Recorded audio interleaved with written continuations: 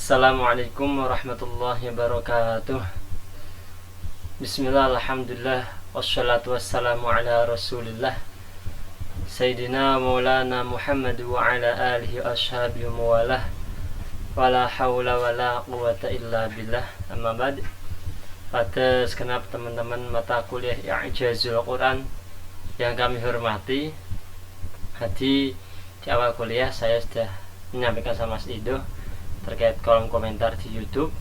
Begitu juga nanti kami harap teman-teman ketika melihat video kami dalam mata kuliah ini juga nanti tolong ikut berkomentar nama dan juga NIM. Nah, ini kenapa hari ini kita lakukan agar kita tahu siapakah yang benar-benar melihat video dalam kuliah ini dan siapakah yang hanya sekedar absen di kelas.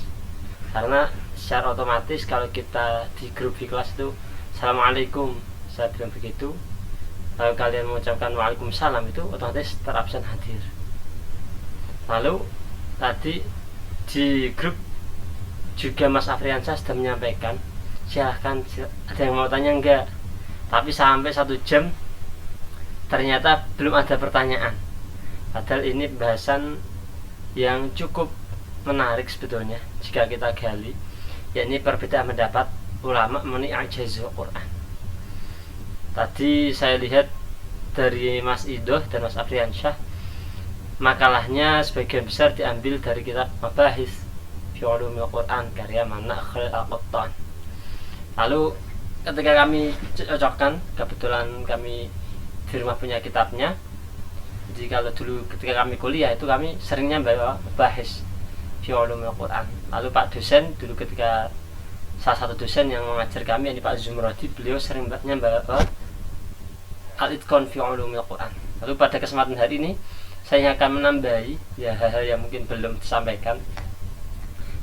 Yakni kami ambil dari kitab Al-Itqan fi Ulumil Quran. Kemarin PDF-nya sudah kami kirimkan. Dalam pendapatnya pun secara umum, kalau kita membahas terkait perbedaan pendapat, yang namanya ulama itu perbedaan pendapat itu sangat wajar, dan itu semua punya argumen masing-masing. Terkait contoh saja, kalau kita terkait bulan Sya'ban ini pada lafaz man a'ana ala mayitin aw bi dzikrin aw qira'atin faqadis sawjaballahu lahu fidu'ana jannah. Hu ini domirnya kemana? Ini contoh saja perbedaan pendapat. Hu ini domirnya karena mazhab Syafi'iyah itu hanya kembali kepada orang yang membaca tahlil ataupun orang yang menginginkan kubur. Jadi membaca mendapat keduanya jannah. Tapi menurut Imam Hambal hunya kembali kepada mayit. Lalu bagaimana kok kita lahunya kembali kepada yang baca kok bisa mendapatkan pahala? Karena itu doanya orang tahlil biasanya Allahumma baligh misla sawabima Quran. Ada tambahnya misla. Ini contoh perbedaan pendapat. Termasuk kami pernah seminar bareng bersama Kiai Haji Husain Muhammad, salah seorang pemikir nasional. Kebetulan kami menjadi moderator. Beliau juga mempunyai pendapat terkait nasikh mansukh. Ada ulama yang pro nasikh mansukh, ada yang kontra. Kontra artinya apa? Tidak setuju adanya nasikh mansukh. Di antara ketika kami seminar, beliau menyampaikan, kenapa tidak setuju? Ada pendapat ulama yang mengatakan tidak setuju. Karena nasikh mansukh, jikapun setuju, maka ayat yang terkait perang, yakni ayat Madaniyah, uzina lil ladzina yuqataluna bi annahum zulimu wa innallaha ala nasrihim qadir, itu ialah ayat yang terbaru, menasakh ayat-ayat yang dilarang perang. Sehingga orang yang mengambil ayat yang terbaru, maka orang mengatakan sekarang kita boleh perang, memerangi orang kafir. Sehingga ada orang teroris karena apa? Karena dia mengambil ayat yang dulu sudah gak kepakai, yang kepakai ialah ayat yang perang, yakni ayat Madaniyah. Ini contoh-contoh pendapat. Begitu juga dalam masalah yang i'jazul Quran. Nanti disampaikan Mas Idoh, Mas Afriansyah di makalah, di video dan di PPT-nya terkait pendapat pertama, yakni terkait ada yang mengatakan, nanti disampaikan Mas Idoh, yakni tentang golongan yang pertama, an-nizam. Di Mas Idoh ditulis di PPT-nya an-nazam, dan al-murtadu berpendapat bahwa keijazan Al-Quran ya dengan jalan syirah. Maksudnya orang Arab itu dibuat tidak menantang, tidak mampu dibuat di sini, ditulis di makalahnya, yakni orang-orang Arab dipalingkan oleh Allah dari menentang Al-Quran. Ini pendapat yang anti mainstream. Padahal sudah jelas dalam sebuah ayat yang disampaikan di makalah juga dan makalah kemarin, qul la in ijtama'atil insu wal jinnu ala ayyatu bimithli hadzal Qur'an, bahwa seandainya seluruh manusia, seluruh jin itu berkumpul untuk menentang Al-Quran, wala ini ijtama'atil insu wal jinnu ala ayyatu bimithli hadzal Qur'an, itu gak akan ada bisa orang seluruh dunia berkumpul, ibaratnya profesor seluruh dunia membuat karya menentang Al-Quran, gak akan bisa. Akhirnya turunlah ayat lagi, am yaquluna iftarah qul fa'tu bi 'asyri suwarin mithlih. Turunkanlah 10 surat untuk menandingi Al-Quran. Mereka nggak mampu, orang-orang. Padahal orang Arab itu orang yang sangat cerdas, dari segi fasahnya sangat subhanallah. Ada tokoh-tokoh penyair, Walid Al-Mughirah, ada Rabi dan sebagainya. Itu ahli-ahli kalam-kalamnya itu sangat sastra sekali, tapi nggak akan bisa yang melawan Al-Quran. Jin pun juga kalah. Qul uhiya ilayya annahu sami'a nafarun minal jinni faqalu inna sami'na qur'anan 'ajaba. Walid Al-Mughirah pun seorang penyair yang terkenal di kalangan Arab mengakui bahwa nggak akan ada bisa orang yang bisa mengalahkan Al-Quran.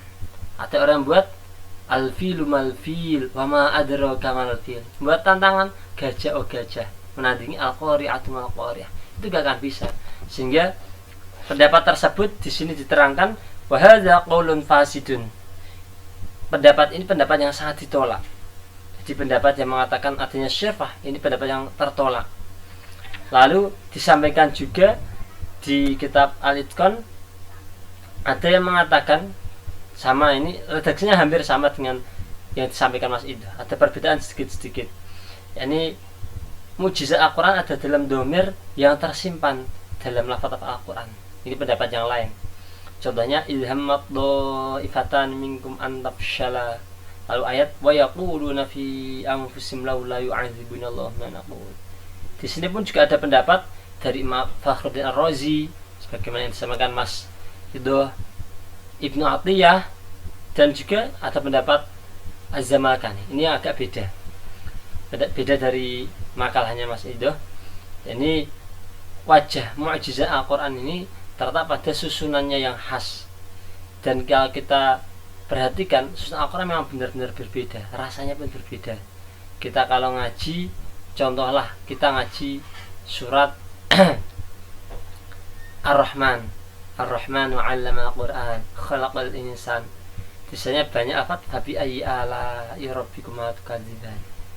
Itu tapi di setiap fabi ayyi ala'i rabbikuma tukadziban ada ayat yang menerangkan lain. Ada mudhammatan, lalu ada fi naqashiratud dar fil yatmin insan qablahum malajan. Itu perbedaannya sangat terasa. Jadi kalau orang membaca Al-Quran dengan rasa, itu rasanya benar-benar berbeda. Sehingga Ar-Rahman itu termasuk disebut surat kasih sayang.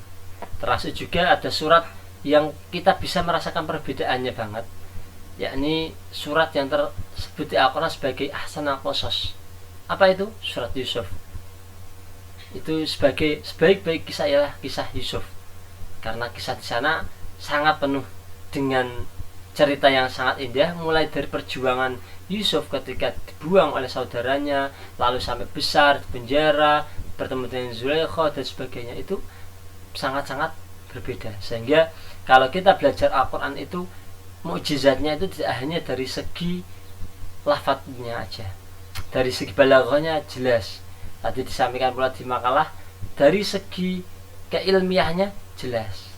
Dan nanti mulai besok pertemuan mendatang kita akan bahas mulai perbab mukjizat Al-Quran dari segi astronomi, dari segi geografi, dari segi balaghah. Insyaallah besok akan kita lanjutkan. Ini tambahan dari kami, kurang lebihnya mohon maaf. Assalamualaikum warahmatullahi wabarakatuh.